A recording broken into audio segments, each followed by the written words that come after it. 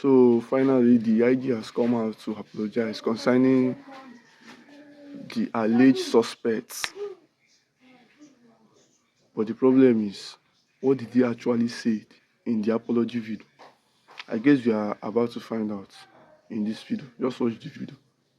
Let me state clearly, without ambiguity, jungle justice is murder. It is not justice. It is a crime, and the Nigerian police force will treat it as such. It is illegal, full stop. Nigeria operates under the rule of law, not mob rule. No citizen, no community, no group has the right to try, sentence, or execute another person. Nobody. Sections 33, 34, and 36 of the 1999 Constitution of Federal Republic of Nigeria as amended guarantees every Nigerian, even a suspect, the right to life, dignity, and fair hearing. No mob action. Mob action violates the victim's right to life, to dignity, and fair hearing. The law presumes everybody innocent until proven guilty. In a court of law, not in the street, not by a mob, not by a phone video because you saw him in video. Innocent people are dying daily on mere suspicion, on just mere suspicion. We have documented painful cases, serious cases, students being lynched just because of phone theft allegation, travelers killed over mistaken identity, young people murdered just because of rumor of blasphemy or ritual killings. We have seen it in this country. The tragic lynching of 16 innocent travelers in Uromi, Edo State, in March 2025 is a very serious reminder of the danger of mob justice. That single incident should haunt every Nigerian every day. Just a rumor, shout of thief, thief, thief, or viral video, none of that is evidence. Listen, none of them is evidence. None of that gives anybody the right to take another person's life. That is not enough. The punishment is severe and it will be enforced. Anybody who assaults or summarily executes a suspected criminal, you kill a suspected criminal, you are guilty of murder, which is punishable by death. Under Section 319 of the Criminal Code and Section 221 of the Penal Code is very clear about this. Any person who unlawfully kills another person is guilty of murder or manslaughter, depending on the circumstances. It is not only the person, listen, it is not only the person who strike that fatal blow. It is not the only person who used cutlass to cut the person. Under Section 516 of the Criminal Code Act, anybody who plans, incites, or encourages the mob, you support them, you give them all the support, even without laying a hand on the victim, is criminally liable. Those who merely shares, who support the act, well done, can be charged with conspiracy or will be charged with conspiracy to murder. And this carries 14 years imprisonment. 14 years imprisonment. Filming the incidents, circulating these videos, mobilizing crowds, or blocking security agents. You don't want to allow police to liberate them, to take them away. you stop police from interfering, can also attract criminal charges. Now, my directive to police officers. I have directed all commissioners of police across the 36 states of Nigeria and the FCT to treat every case of mob action as homicide, and they should investigate it like that. Full forensic and intelligence follow-up. No exception. No exception. We will identify, we will identify, arrest, and prosecute not just the ringleaders, but everybody available, everybody we can identify who took part in it. You are there laughing. We will check the video evidence, eyewitness testimonies, and community intelligence. And even police officers or security officers who fail to intervene or look away when the crowd gathers, interfere, or fail to do what is necessary, disciplinary action will be taken against the person. Protecting life is not an optional thing for any officer wearing this uniform. You must do your job. Now to the community. If you suspect someone to have committed a crime, call the police. Call the police or alert the nearest police station. Go there and report the case. Hand the person over to the police. That is your civic duty. Taking a life is not your civic duty. Community leaders, religious leaders, market associations, you have influence. Use it. Use it to teach that jungle justice.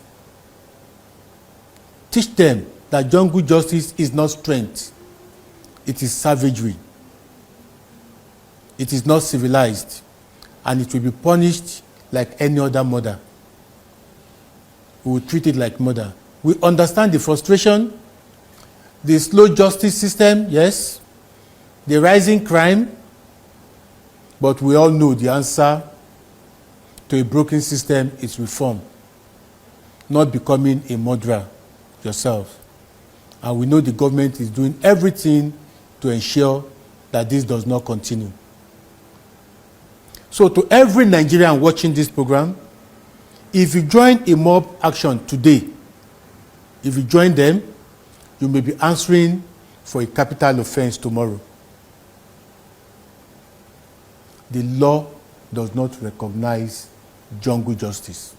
It recognizes murder. And murder, listen, murder has its consequences. The police will not look away. So let us stop jungle justice. I think we set up the violence response team to be more proactive, to be able to respond to incidents happening now.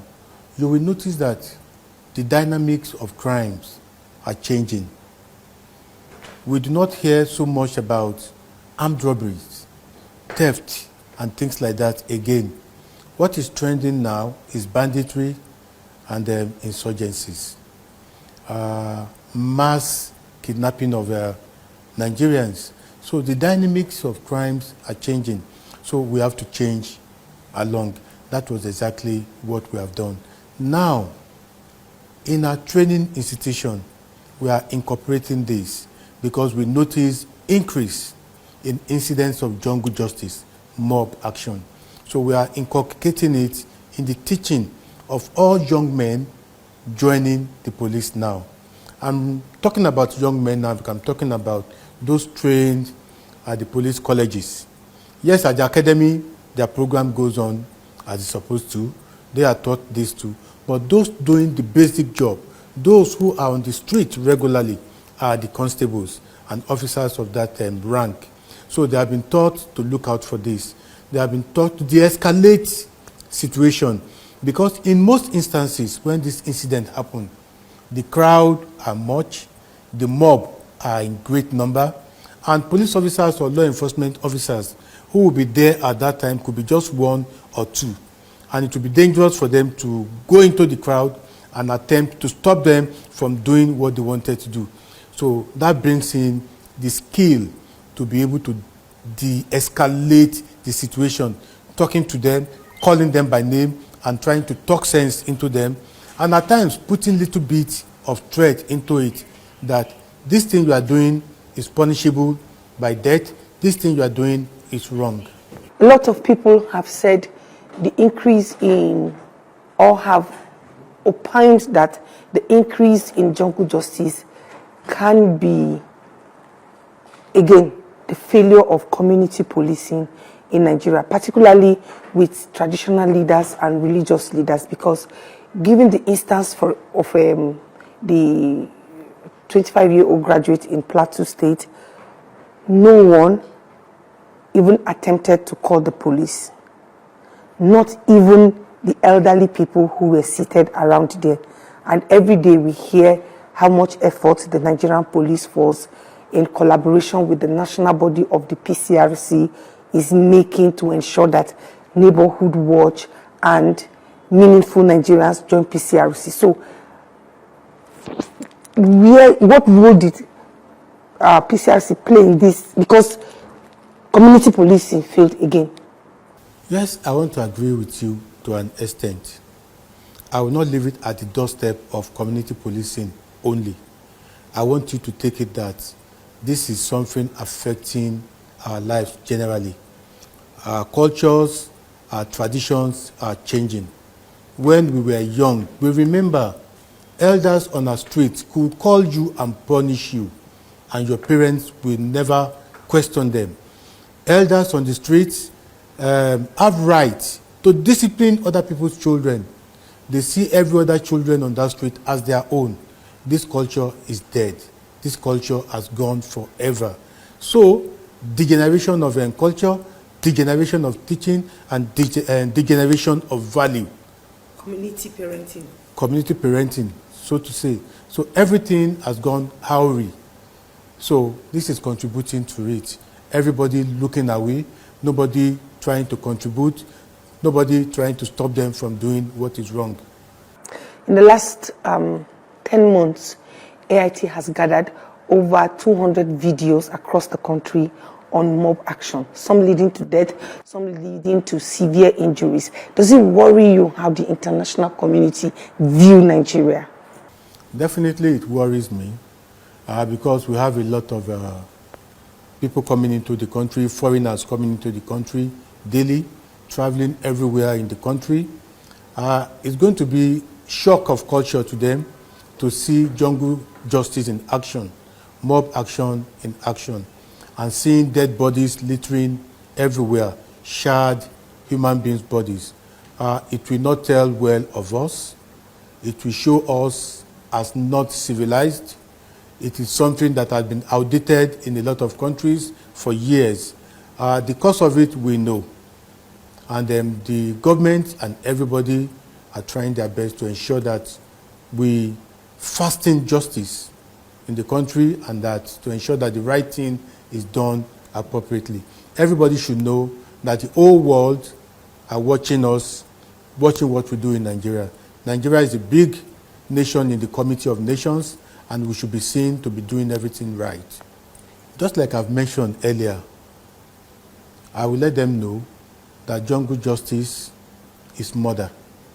Jungle justice is not allowed in the Constitution of the Federal Republic of Nigeria.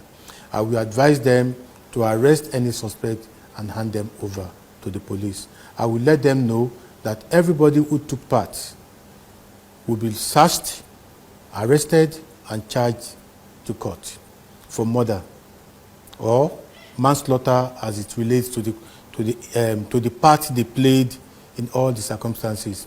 It is not only the person who struck the victim. Anybody who supports them, who shares it on while they were doing it, person who stand around to video them, persons who share the video all have portions of blames that will accrue to them. Finally, we have watched the video. What do you actually think? Is the apology worth it? Or let me know your thoughts in the comment section. Like, is the apology video actually nice? or good? What do you actually think about the apology video? Let me hear your thoughts in the comment section.